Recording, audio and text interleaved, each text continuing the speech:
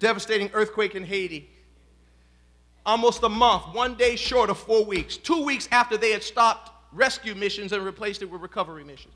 Because it was biologically, physiologically impossible for someone who have survived to have survived without food and without water in that heat for more than 2 weeks. But to their surprise, 27 days after the earthquake, they pulled a 47-year-old man from the rubble, very much alive.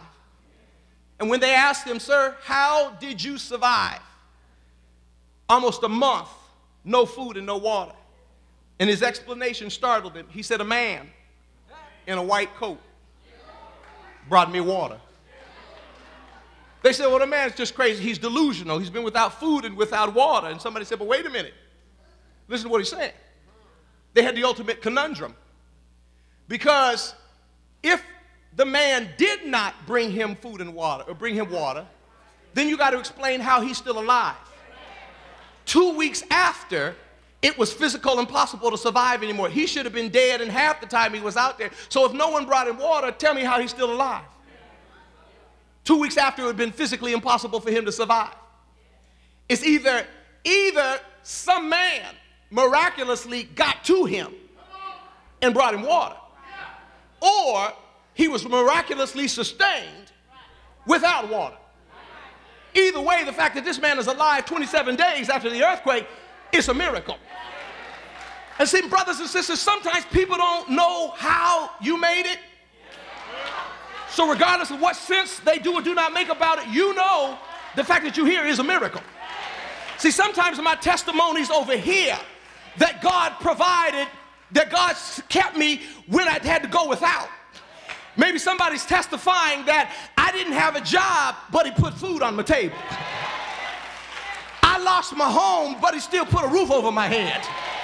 I'm upside down in my mortgage, but I'm right side up in my faith. I got a spot on my x-ray, but it's well with my soul. My husband walked out on me, but Jesus was a friend that stuck closer than a brother. Sometimes my testimony is that it's a miracle that I have made it because God has sustained me in spite of the things I had to do without. But sometimes my testimony is over here that God opened doors that no one could shut.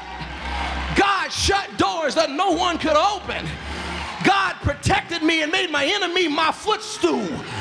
I don't know what your testimony is, but my testimony is, if it had not been for God on my side, I could have been consumed.